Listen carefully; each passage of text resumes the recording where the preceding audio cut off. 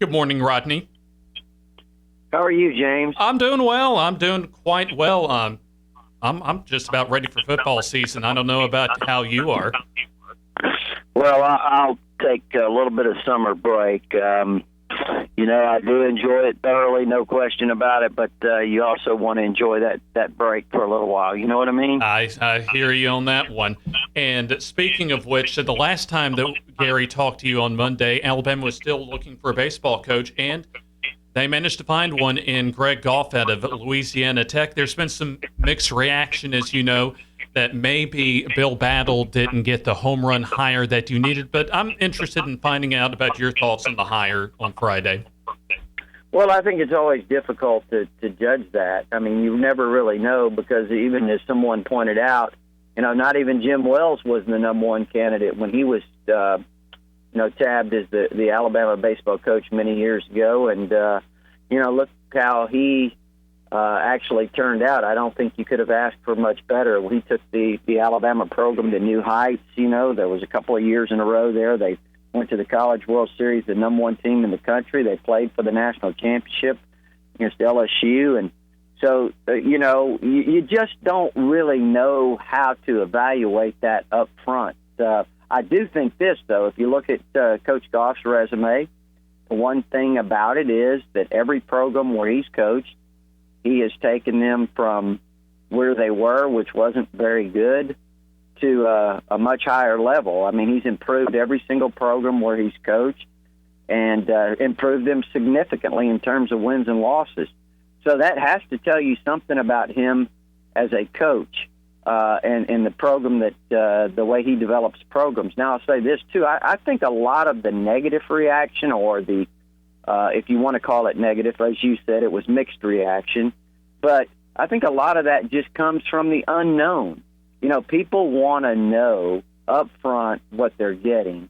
And when they don't, it creates a level of anxiety or uncertainty or whatever you want to call it. So I really think that's more of what it is rather than something about, a reflection upon Coach Goff in any way. You mentioned Greg Goff's resume, his Division I resume, but I look at his Division II resume at Montevallo in this way. The 11.7 scholarship situation with the NCAA, and then just the dynamics in recruiting in the state of Alabama with that, without being a lottery state. How much do you think for Coach Goff, just his past resume and his past experience coaching at the collegiate level in this state helped him get the job? How much do I think it helped him get the job? Yes. I really don't know the answer to that. I'm sure it played some role in it because of the familiarity, certainly. But I can't really say exactly, what to what extent, what the determining factors were. And 6 players were drafted in the Major League Draft from last year's Alabama baseball team. Rodney, as far as those players, how much does this coaching hire affect their decisions coming up in the next few months? Well, I think that'll be something that we'll have to watch and see how that develops. And I'm sure that Coach Goff will have an opportunity to meet with those guys that don't sign or haven't signed, and lay out what his program is and his thoughts for them.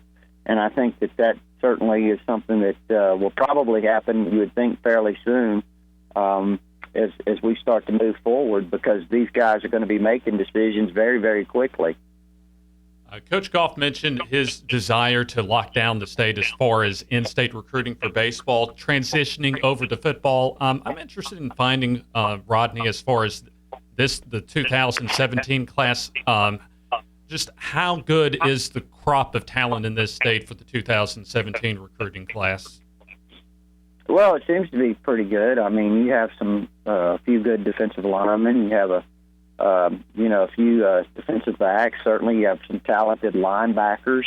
I don't think there's any doubt about that. You have a couple of really good receivers. You're talking about Nico Collins and Henry Ruggs. Those two guys are outstanding.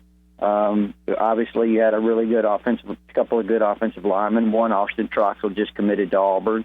You have Kendall Randolph up at Madison Bob Jones, and I mentioned the defensive lineman. You have LeBron Ray, who's an outstanding player from Madison, James Clemens, and then down in Mobile, Ryan Johnson's an outstanding defensive lineman, defensive end / outside linebacker type from Mobile St. Paul's. So, it's a pretty good year. It's not bad. I wouldn't say it's, necessarily one that's loaded that we've seen that comes along every now and then, but it's certainly a pretty good class. And I think Alabama will do well getting the best ones of the group.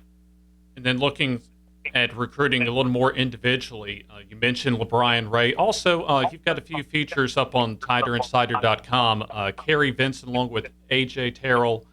And you also have a new article posted on one of the elite corners, Shaun Wade, 6'2", 186 pounds from Jacksonville Trinity Christian Academy in Florida. Just give us a little profile about some of those possible recruits. Yeah, you mentioned Kerry Vincent, and I'm not sure who. I know you mentioned Shaun Wade, and who was the other one you mentioned? A.J. Terrell. Yeah, those are all outstanding players. When you look at Kerry Vincent, he's extremely fast out of the state of Texas. I really like him. One of those cornerbacks that I think has the speed and the athletic ability, but he also is a tremendous return guy. He returned 4 kicks, 3 kickoffs and 1 punt for touchdowns last year. So that tells you about his versatility. A.J. Terrell is a really good player from Atlanta Westlake. And, he's been over here. I think he's performed in camp for the Alabama coaches, and I know that they have a pretty good relationship with him. He's very highly recruited. I think he is really near the top of Alabama's board as a defensive back, especially as a corner, but he does have some versatility. And then Shaun Wade is one of the elite corners in the country from Jacksonville, Florida, at Trinity Christian Academy, and he's committed to Ohio State and has been for a while. He has family in Montgomery. I think he is originally from there as well. But he was here last week, made a visit, had a really good visit. And I think there's a chance that he could ultimately flip to Alabama. But, Ohio State is certainly continuing to recruit him very hard. So we'll see what happens. I think there's a really good player in the state of Alabama named Kareem McDonald up at James Clemens High School, and they're loaded with some different defensive players. We mentioned LeBron Ray. They also have a really superb linebacker named Monty Rice that Alabama is keeping close tabs on. But Kareem McDonald, he reminds me of Javier Arenas, to be honest with you. Really an outstanding player. I think he would be really good at that star position for Alabama. This guy had 10 non-offensive touchdowns last year. Think about that. He had 8 interceptions. 4 of those he returns for touchdowns. He blocks kicks. He picks up fumbles and returns for touchdowns. He does it all. I really like Kareem McDonald. I think he's a natural football player. As far as positions in this next recruiting class, what do you think Nick Saban's top priorities are as far as positions?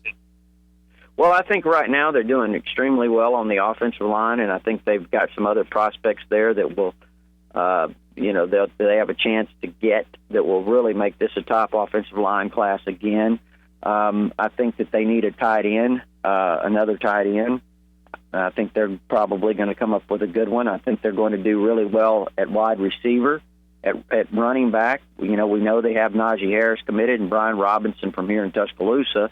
So those are 2 outstanding backs. You look at the linebacker spots, they've already got a few really good commitments. Gary Johnson, Vandarius Cowan, Markel Benton. Those are 3 outstanding players. They're in on some others. I think they're going to recruit really well in the secondary again. So I say all that to say this. The key to me is, who do they get on the defensive line? I think that maybe they came up a little short last year on the defensive line. In my opinion, that's just my opinion. Not that they didn't try, because they certainly did, but defensive linemen are at a premium, so it's a very difficult position to recruit. But I do think this. I think that this is a very key spot for this recruiting class. They need to really do well in terms of getting 4, 5, 6 defensive linemen, in my opinion. I'm not really sure what their numbers are in terms of what they want up front defensively, but I think they could use at least 5. As far as this upcoming recruiting class, how many of the current commitments do you think can be immediate contributors for the 2017 season? Well, that's always a difficult question to answer. You know, a lot of it goes by position and what the need is at that position, because when you have returning players like Alabama does, they recruit well every year. It's not easy for a freshman to play, but I'll say this. Alabama does play a lot of freshmen. We've seen that in the past. We've seen several in the secondary that have contributed. It's very difficult to say exactly, who could come in and contribute early. You have to see those players, on campus, how they make the adjustments in practice, how quickly they learn what they're supposed to do. And again, what is their position in terms of, who's already here. So, I just think that's a really difficult thing to answer right now. And then Alabama, as far as this year's team, took a hit in the secondary with the departure of Maury Smith. You consider the legal troubles with Hootie Jones and Rodney. How does that affect Alabama's depth in the secondary? Well, I mean, certainly when you talk about losing, Sean Burgess-Beckers is reported to be leaving or left the program. He's a guy that was a backup safety, but he was also a special teams guy. Hootie Jones, the same thing. We'll see what his status is as we move forward. So it does hurt your depth some, definitely, at those positions, the safety spots and the, on special teams. As far as Mo Smith now, that's a different story, because Mo Smith had a great spring, and I'm not sure if that's 100% decided that he's leaving. I know that's been reported. I think he's considering it, but I'm not sure it's 100% yet. It may be. Excuse me. But that's a different story, because he had a really outstanding spring at safety. He's played safety. He's played star. He's played, corner. He's played just about every position in the secondary, and he's a talented player. He's a guy that if he could have had a role maybe in your nickel or dime package, depending on how it all shook out, possibly as a starter in those packages. So, and just valuable. What if you had a safety that went down that you could plug Mo Smith in and, barely miss a beat? So, I hope he sticks around and doesn't leave, but I do think that, you lose a guy like that with the time that he's put in the program, that's a loss. Well, before we let you go, Rodney, tell us where we can find you. Well, it's TigerInsider.com. It's only $48 a year. You can get instant access right now with your credit card. That'll allow you to read all of our premium information on the front page, but also our forums, where there's a lot of discussion right now going on. And it seems like most of it right now is given that it's the slow period, James. All of it's they're arguing over who's a better player, greatest player. Was it LeBron James or Michael Jordan? So it's kind of slow period right now, but things will pick up really soon in terms of Alabama. Well, Rodney, we appreciate having you on, and we'll talk to you next week. Okay, James, thanks. Take care.